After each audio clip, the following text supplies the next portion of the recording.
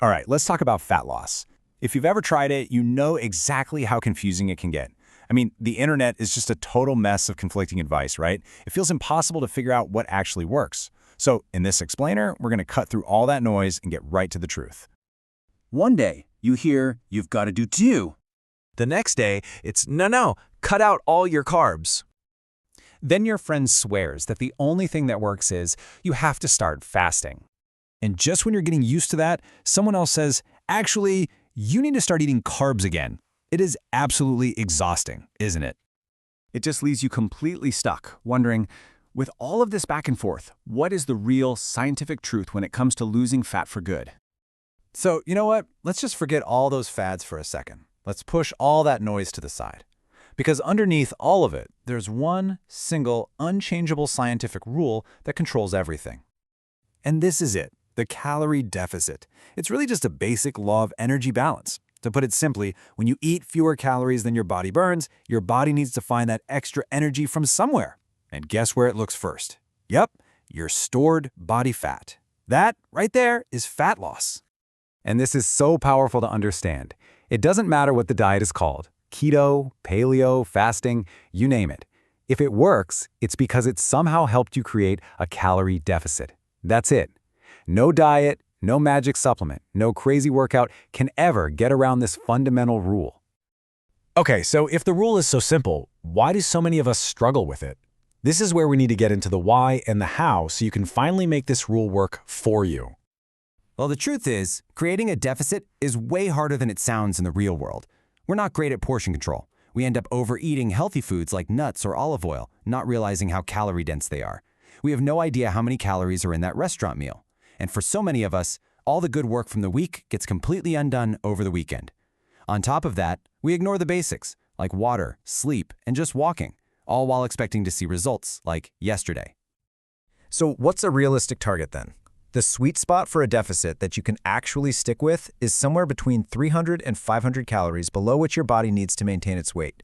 This is small enough that you won't feel like you're starving, but it's big enough to actually get you consistent results. And that small, consistent daily deficit, it adds up to about half a kilo, maybe a little more, of fat loss per week. That's the healthy, sustainable pace we should all be aiming for. Remember, this is a long game, not a sprint.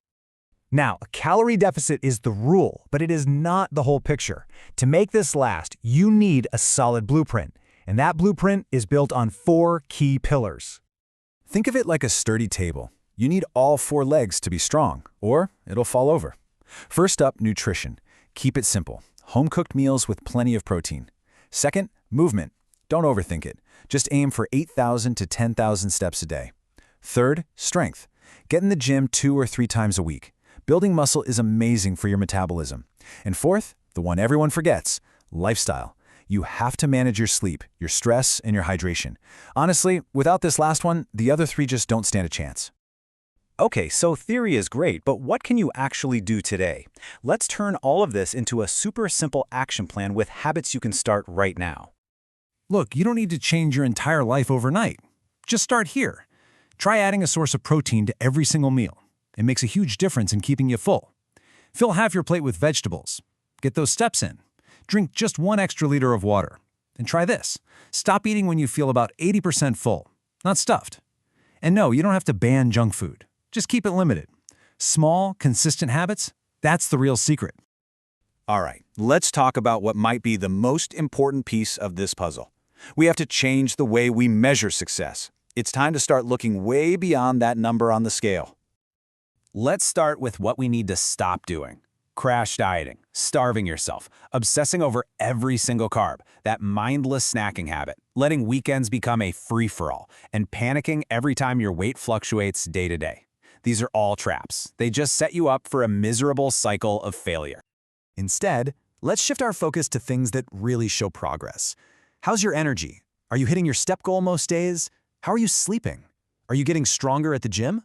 How are your clothes fitting? And instead of freaking out about daily weigh-ins, just look at your monthly weight average to see the real trend. These are the real wins. And that really brings us to the most essential idea here. This whole journey isn't about punishing your body. It's about respecting it. It's a simple formula. Understand the science, build tiny daily habits, and most importantly, treat yourself with some kindness along the way. So the real question isn't, which fad should I follow? It's, which small habit of self-respect can I start today?